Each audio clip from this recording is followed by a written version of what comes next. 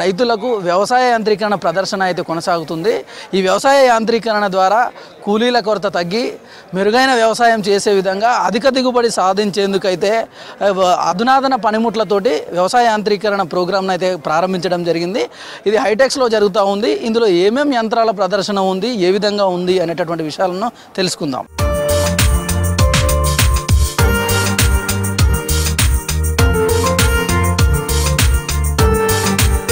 వ్యవసాయ రంగంలో సమస్యలను అధిగమించడానికి ఒక కొత్త టెక్నాలజీ అందుబాటులోకి వచ్చింది, మొబైల్ టెక్నాలజీ.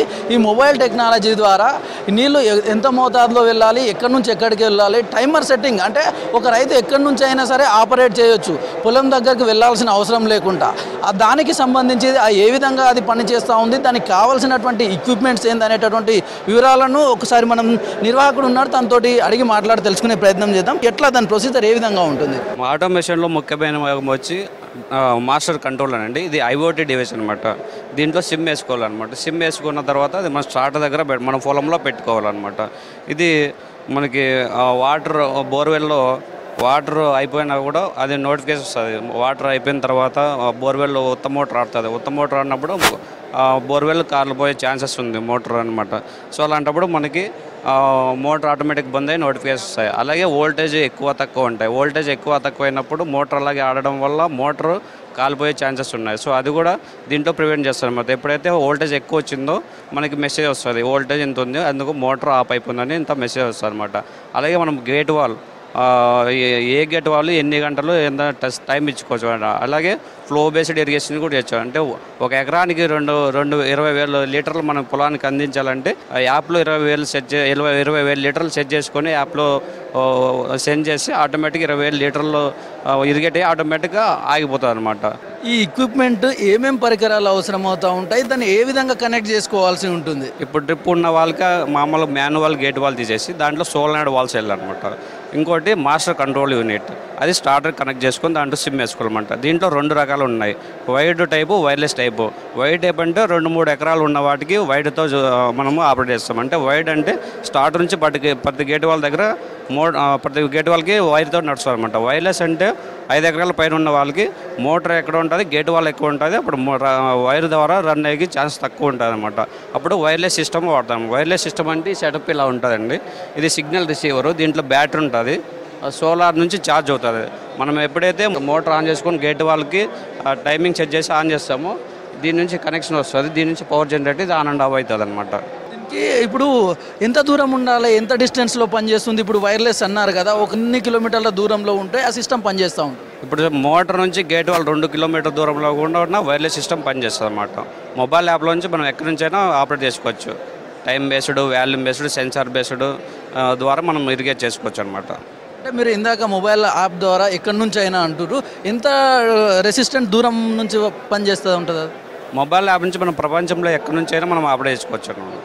రైతులకు ఉపయోగపడేటటువంటి అధిక దిగుబడి వచ్చేటటువంటి మిర్చి కానివ్వండి, లేదంటే బెండకాయ, బీరకాయ, వీటన్నిటికి సంబంధించిన సీడ్స్ ఇక్కడ అందుబాటులో ఉంచారు. అయితే ఏ రకం వెరైటీస్ ఉన్నాయి ఇక్కడ, అవి ఏ విధంగా దిగుబడి వస్తాయనేటటువంటి విషయాలను ఇక్కడ నిర్వాహకులతోటి అడిగి తెలుసుకునే ప్రయత్నం చేద్దాం. ఒకసారి వాళ్ళతో మాట్లాడదాం.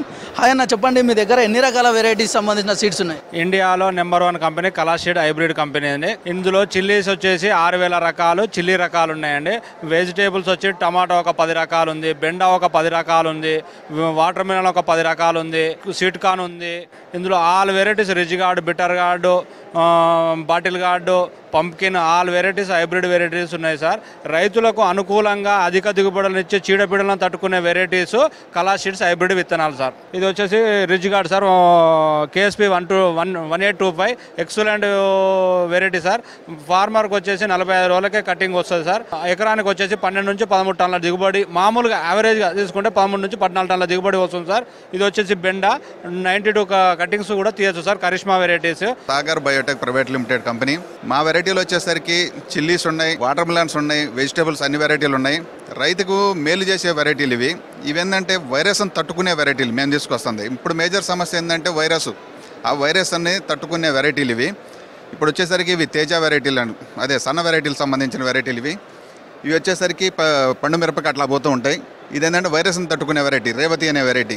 ఇంకొచ్చేసరికి 0821 ఈ సింగం అనే వెరైటీ. ఇది గ్రీన్ చిల్లీ పర్పస్ పోతుంది, పండు మిరపగా పోతుంది, డ్రై చిల్లీగా కూడా పోతుంది. మార్కెట్లో అత్యధికంగా రేట్లు పలుకుతున్నాయి ఇప్పుడు. అంటే ఈ సంవత్సరానికి ఎక్స్పోర్టులో ఉండటం వల్ల లేకపోవడం వల్ల కానీ రైతులు కొద్దిగా తక్కువ రేట్లో ఉన్నా కూడా ఇవైతే గిట్టుబాటు ధరని ఇస్తున్నాయి మా వెరైటీలు. కొంచెం అంటే వర్షాధారాలను తట్టుకునే వెరైటీలు. ఇంకొచ్చేసరికి మాకు వాటర్ మిలన్స్ ఉన్నాయి. దాదాపుగా 15 సంవత్సరాల నుంచి మార్కెట్ మ్యాన్ పవర్ ఉంటేనే ఎప్పుడైనా సరే అది హైలైట్ అవుతుంది. కానీ రైతు వచ్చి ప్రత్యేకంగా అడిగే వెరైటీ సాగర్ కింగ్ గోల్డ్ అనే ఉంటాయి. ఇంకో వెరైటీ వచ్చేసరికి మాకు మార్వెల్ అని ఉంది. ఈ మార్వెల్ వెరైటీ ఒకే కటింగ్తో వస్తూ ఉంటుంది. మాకు అత్యధిక రేట్లు పలుకుతూ ఉంటాయి మావి. రీజనరేటివ్ టెక్నిక్ అని ఒక పద్ధతిని డాక్టర్ చంద్రశేఖర్ బట్సావ్లే గారు సైంటిస్టు, మా మహారాష్ట్ర సైంటిస్టు ఈ విధానాన్ని కనుగొన్నారు. దీన్ని ప్రస్తుతం 15 దేశాలలో కూడా దీన్ని సాగు చేస్తున్నారు. మన దగ్గర ఈ విధానం మొదట కృషి విజ్ఞాన కేంద్రం ఇక్కడ జమ్మికుంటలో ఒక క్రాప్ తీసాం, మొన్న ప్యాడ్ తీసాం. ఇప్పుడు వేరే క్రాప్స్ చేశారు వాళ్ళు. దుక్కి దున్నకుండా కలుపు నారు పోయకుండా నాటు పెట్టకుండా ఉండటానికి 11,000 ఖర్చు తగ్గుతుంది ఒక రైతుకి. ప్రస్తుతం వచ్చిన పంటలకు గిట్టుబాటు ధర రాక నష్టపోతున్న తరుణంలో మనము ఖర్చు తగ్గించుకోవాలి. కూలీల కొరతను అధిగమించాలంటే ఇట్లాంటి పద్ధతి రావాలి. మనం ఈ యంత్రం గురించి మాట్లాడుకుంటే ఇది ఇందాక మీరు విన్న సగుణ రీజనరేటివ్ పద్ధతిలో వాళ్ళ కోసం అని స్పెసిఫిక్గా తయారు చేయడం జరిగింది. బయట ప్రజెంట్ ఉన్న కరెంట్ అగ్రికల్చర్ ప్రాక్టీసెస్లో కూడా వాడుకోవచ్చు. సో ఇప్పుడు మీరు చూసినట్టయితే ఇది ఒక 3 వీల్ యంత్రమే ఇది కూడా. బట్ ఏంటంటే ఒక ట్రెంచ్లో 2 వీల్స్ ఉంటాయి, ఇంకో మీద నుంచి వచ్చి ఇంకొక వీల్ అనేది పక్క సాల్లో అనేది పడుతుంది అనమాట. ఈవెన్ ఇదంతా డిటాచబుల్ యూనిట్ అనమాట ఇదంతా కూడా. సో ఈ మధ్యలో అంతా తీసేస్తే మనకు ఖాళీ అనేది ఏర్పడుతుంది. దీనివల్ల మనకు మొక్క అనేది మధ్యలోంచి పంట అనేది మధ్యలోంచి వెళ్ళిపోతుంది. ఆ బండికిను ఈ వీల్కి మధ్యలోంచి పంట అనేది వెళ్ళిపోతుంది. సో మనకి మూమెంట్ అనేది ఈజీ. అండ్ ఫర్దర్గా మన దీంట్లో ఏంటంటే విత్తనం వేసుకునే దగ్గర నుంచి సీడింగ్ వేసుకునే దగ్గర నుంచి మల్చింగ్, అట్లాగే స్ప్రేయింగ్ యాక్టివిటీస్, అట్లాగే మనకు పంట చేతికొచ్చిన తర్వాత అంటే పంట పండిన తర్వాత దాన్ని రీపర్ వేసి మనం హార్వెస్ట్ కూడా చేసుకోవచ్చు.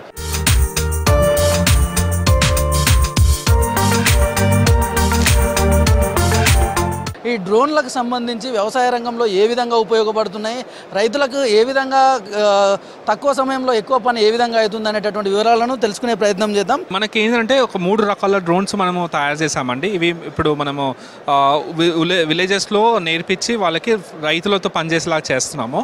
ఇంతకుముందు మనము 5-6 గంటలు చేసే పని ఇది 10-15 నిమిషాల్లో చేస్తుంది. ఒక ఎకరానికి 100 లీటర్లు వేసే దగ్గర 10 లీటర్తో అయిపోతుంది.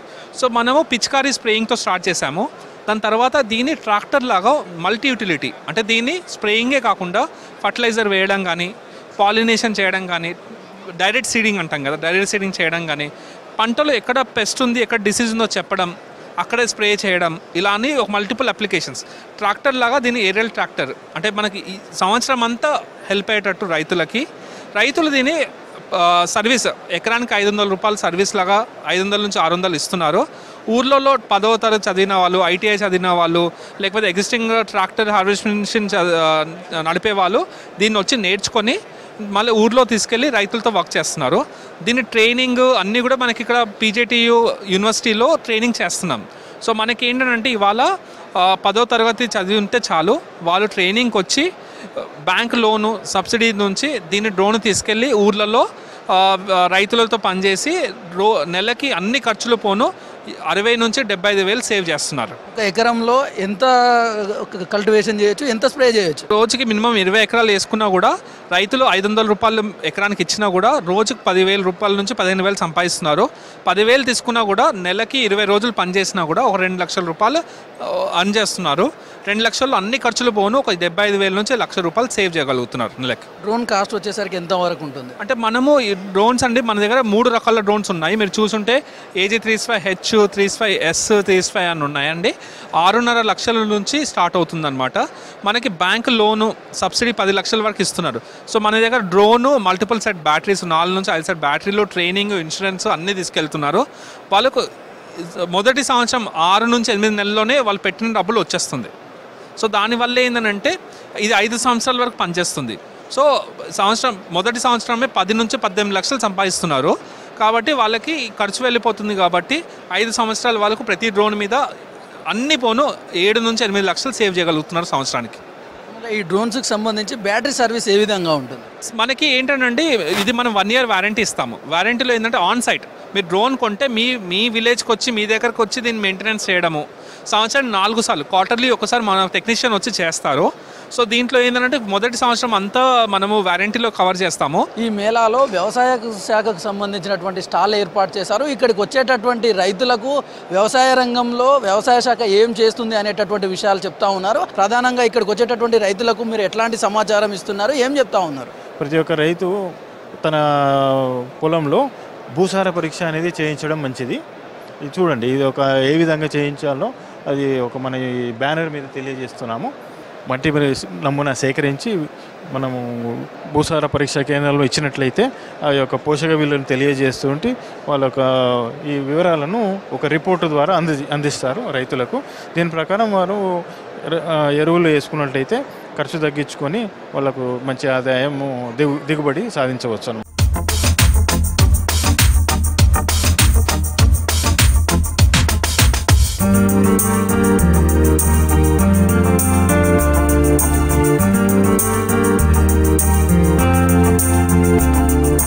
ప్రతి ఒక్క రైతు ఎప్పుడైతే తన చేనులో విత్తనాలు వేసుకోదలుచుకున్నాడో ముందుగా ఇటువంటి పరీక్ష నిర్వహించుకోవాలన్నమాట. విత్తన మొలక శాతం అంటారు దీన్ని. ఈ విత్తన మొలక శాతం ఏంటంటే ప్రతి ఒక్క పంట ఒక 100 గింజలు మనము చేనులో నాటుకొని ఒక 70-80% మొలకలు మొలిచినట్లయితేనే అవి చేనులో నాటుకోవాలన్నమాట. ఒకవేళ రాలేదంటే అవి ఎక్కడి నుంచి అయితే తెచ్చిండో అది వాపసు ఇచ్చేసి మా దృష్టికి తీసుకురావచ్చు. ఇది ఒక వారి నారు ఏంటంటే ఇది మనము ప్రతి ఒక్క నారుమడి నాటుకునే ముందు ఈ యొక్క నారును క్లోరోపైరిఫాస్ మందులో మనము నాన్చుకున్నట్టు లేదా సూడోమోనాస్లో నాన్చుకున్నట్టయితే ఈ యొక్క రోగం నుంచి నివారించవచ్చు అన్నమాట. తర్వాత ఈ వర్మీ కంపోస్ట్ కూడా ఈ మధ్య ప్రతి ఒక్క రైతు తన చేనులో తయారు చేసుకోవచ్చు సొంతంగా. సబ్సిడీ స్కీమ్ అయితే లేదు, కాకపోతే సొంతంగా అతను వచ్చినటువంటి వేస్ట్ పంట పొలంలో వచ్చినటువంటి వ్యర్థాలతోటి ఈ యొక్క వర్మీ కంపోస్ట్ తయారు చేసుకోవచ్చు. కిసాన్ మేళాలో అయితే పరికరాలు అయితే బాగానే ఉన్నాయి. ఒక 5 ఎకరాల లోపు ఉన్నోళ్ళు 2-3 ఎకరాల వాళ్ళకైతే ఈ పనిముట్లన్నీ సేఫ్గా ఉపయోగపడతాయి. అంతవరకు ఓకే. పెద్ద చేయాలంటే ఇంకా ట్రాక్టరే. ఇంత పెద్ద ఎత్తున చేసినప్పుడు గ్రామ స్థాయిలో సమాచారం పకడ్బందీగా జరిగితే ఇంకా అద్భుతమైన రైతులు చాలామంది వచ్చి విజయవంతం చక్కగా అవుతుందని నా అభిప్రాయం. అగ్రికల్చర్ డిపార్ట్మెంట్ చెప్పారు, కాకపోతే అక్కడ ఉన్న లోకల్ వరకే చెప్తున్నారు. వాళ్ళు చెప్పిన ఎగ్జిబిషన్కి ఇక్కడ ఉన్న ఎగ్జిబిషన్ చాలా తేడా ఉంది. ఇక్కడ ఉన్నట్టు మొత్తం ఇప్పుడున్న మిషన్స్ మాత్రం మోడరేట్గా ఉన్నాయి. నూతనంగా వ్యవసాయ యంత్రీకరణ చేసేందుకు చాలా ఉపయోగపడతాయి. ఎందుకంటే ఇప్పుడు వ్యవసాయం చేస్తున్న రైతు కూలీల కొరత కూడా చాలా ఉన్నది. దాన్ని అధిగమించుకునేందుకు ఇవాళ యాంత్రీకరణలో ప్రభుత్వం కూడా యాంత్రీకరణ వైపే చూస్తుంది. ఇదే ఈ సదస్సును ఈ హైదరాబాద్ కాకుండా డిస్టిక్ వైజ్గా పెడితే చాలా డెవలప్మెంట్ ఉంటాయి. డిస్టిక్ వైజ్, మండల్ వైజ్ 3 మండలాలకు కలిపి ఒక మండలాల్లో పెట్టిండ్రు అనుకో, ఆ ఏరియా నుంచి ఆ రైతులందరూ వచ్చి వీటిని కొన్ని తెలుసుకుంటే వాళ్ళకు కూడా సదస్సులో అవగాహన సదస్సు చాలా అభివృద్ధి చెందుతందుకు ముందు ఉంటుంది. నిజంగా పనిచేసుకొని బతికే వాళ్ళకు యాంత్రీకరణ సబ్సిడీ వస్తే చాలా సంతోషపడతాడు. ఈ రోజులలో కూలీలను పెట్టి పనిచేయడం చాలా కష్టమైతే ఉంది. అదేవిధంగా ఈ యాంత్రిక పద్ధతిలో చేసే ఈ పద్ధతిని గ్రామీణ స్థాయిలో కూడా అంటే ఒక జిల్లా వైజ్గా పెట్టినట్టుంటే అందరికీ అందుబాటులో ఉంటుంది. ఎట్లా మేము వ్యవసాయం చేసుకోవాలి, వ్యవసాయం చేసుకున్న ధర తగ్గించి అంటే ఖర్చు తగ్గించుకొని పంటలు పండించే విధానాన్ని నేర్చుకుంటాడు. ఒక రెవల్యూషన్ లాగా విలేజ్లో ఉన్న ఫార్మర్స్ని కూడా రెవల్యూషన్ లాగా ఏదైనా ట్రావెలింగ్ కండక్ట్ చేసి ఇప్పుడు ఎలా అయితే ఎలక్షన్ టైంలో ఏదైనా ప్రోగ్రామ్స్ ఉంటే ఎలా ఇనిషియేటివ్ తీసుకొని పిలుస్తారో అలాగే ఒక ఫార్మర్ కూడా విలేజ్ లెవెల్లో కొంచెం ఇనిషియేటివ్ తీసుకొని వాళ్ళకి ఇంటెన్షనల్గా కాకపోయినా ఇంటెన్షనల్గా ఒకసారి ఎక్స్పోజ్ చేయగలిగితే ఇలాంటి ఈవెంట్స్ని డెఫినెట్గా వాళ్ళకి చాలా హెల్ప్ అవుతుంది. చూసాం కదా ఈ వ్యవసాయ యాంత్రీకరణ ప్రదర్శనలో మొక్కలు విత్తనాలు నాటే యంత్రాల నుంచి వరి కోసే యంత్రాల వరకు చిన్న స్థాయి, మధ్య స్థాయి రైతులకు అందరికీ ఉపయోగపడే విధంగా ఈ వ్యవసాయ యాంత్రీకరణ ప్రదర్శన అయితే కొనసాగుతూ ఉంది. వ్యవసాయ రంగంలో వస్తున్నటువంటి కూలీల కొరతను అధిగమించే దిశగా అయితే ఈ వ్యవసాయ యాంత్రీకరణ ప్రదర్శన కొనసాగుతూ ఉంది. ఇది దీనికి సంబంధించినటువంటి పూర్తి స్థాయి డీటెయిల్స్. కెమెరామ్యాన్ రమేష్తో నరేష్, V6 న్యూస్, హైదరాబాద్.